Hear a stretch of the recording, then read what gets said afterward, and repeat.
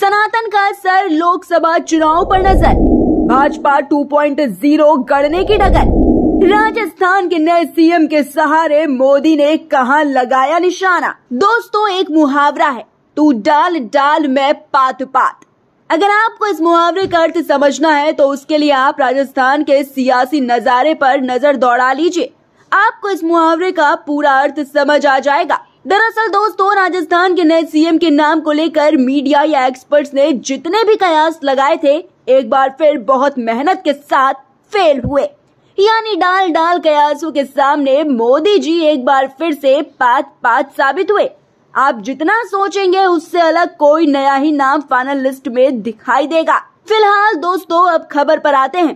राजस्थान में क्या कुछ बयां नहीं हो गया, पूरे माजरे पर जरा बारीकी से नजर डालते हैं। मध्य प्रदेश, छत्तीसगढ़ के बाद राजस्थान में भी सीएम चेहरे के रूप में एक नया ही नाम भजन लाल शर्मा सामने आया है।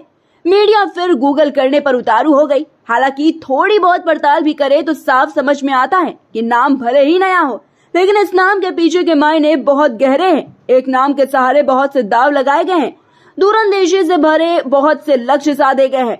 दोस्तों, इन 4 बड़े और मुख्य फैक्टर से समझने की कोशिश करते हैं कि मोदी ने कैसे एक तीर से बहुत से निशाने लगाए हैं। तो दोस्तों, पहला फैक्टर है सनातनी ब्राह्मण खुश कार्यकर्ताओं का मोरल बूस्ट। दोस्तों, मूल रूप से राजस्थान के भरतपुर निवासी भजन लाल शर्मा प्रदेश महामंत्री के तौर पर संगठन में सक्रिय थे। उन्हें संघ संगठन का जबरदस्त वरदहस्त प्राप्त रहा।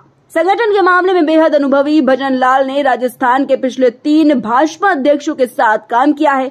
पार्टी को ग्रास रूट लेवल तक पहुंचाने का काम किया है। ब्राह्मण वर्ग से आने वाले भजन लाल शर्मा जयपुर की सांगानेर सीट से चुनाव जीते हैं। उनका ये भाजपा से पहला चुनाव था। शर्मा लगातार निस्वार्थ भाव से संगठन में काम करते रहे हैं, जिसका उन्हें प्रतिफल भी मिला। उनके चयन से पूरे राज्य में फैले लगभग 18% ब्राह्मण वर्ग को भी मैसेज देने का काम किया गया है। शर्मा के साथ ये वर्ग और मजबूती के साथ भाजपा के साथ अब जुड़ जाएगा। दोस्तों, दूसरा बड़ा फैक्टर है आडवाणी युग के जगह मोदी शाह युग की शुरुआत। दोस्तों, भजन लाल शर्मा के सीएम बनाने के साथ ही राजस्थान में लाल कृष्ण आडवाणी युग के छत्रपों की जगह मोदी ने भाजपा की नई लीडरशिप गढ़ने की कवायद भी शुरू कर दी है। पूर्व सीएम वसुंधरा को कोई भूमिका न देकर ये साफ कर दिया गया है कि अब वे प्रदेश की राजनीति सक्रिय दिखाई नहीं देंगी।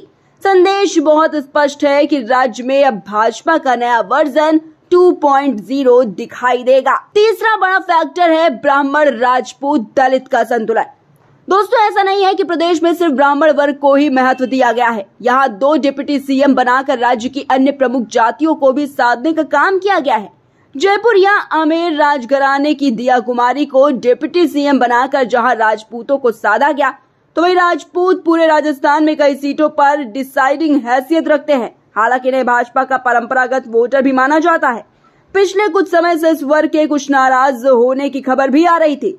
दिया का चयन इस वर्ग को साथ बनाए रखने और फिर से पार्टी के करीब लाने में सफल होगा। तो वहीं प्रेमचंद्र बैरवा के रूप में दूसरी डिप्टी सीएम दलित वर्ग से आते हैं। बैरवा आबादी भी प्रदेश की कई सीटों पर अच्छी खासी संख्या में है। दलितों पर फोकस करती भाजपा बैरवा जाति के साथ अपने लिए एक और बड़ा लॉयल वोट बैंक खड़ा कर पाने में सफल होगी।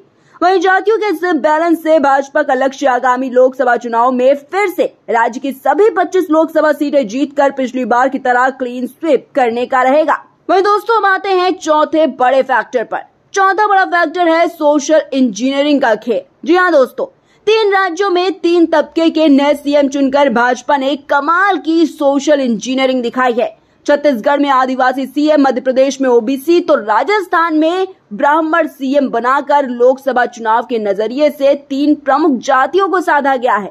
वहीं अन्य तबके के डिप्टी सीएम बनाकर दलित, ओबीसी, महिला वर्ग को साफ मैसेज दिया गया है कि पार्टी सभी वर्गों को साथ लेकर चलने में विश्वास करती है। राजस्थान में महिला डिप्टी सीएम बनाकर पार्टी ने मोदी के 4 वर्गों महिला, गरीब, युवा, किसान को भी एड्रेस करने का प्रयास शुरू कर दिया है। फिलहाल दोस्तों, कहा जा रहा है कि पीएम मोदी ने राजस्थान और मध्य प्रदेश में नया सीएम चेहरा चुनकर 2024 को साधने की तैयारी की है, क्योंकि मोदी का पूरा फोकस 2024 के चुनाव पर है। लेकिन अब देखना यह होगा कि इसका कितना फायदा पीएम मोदी और भाजपा को आने वाले चुनाव में मिलेगा। फिलहाल दोस्तों इस पूरी खबर पर आपकी क्या राय है, कमेंट बॉक्स में हमें जरूर बताएं। वीडियो को लाइक और शेयर करें और आपके अपने चैनल कबीर न्यूज को सब्सक्राइब करना बिल्कुल भी मत भूलिएगा। नमस्कार।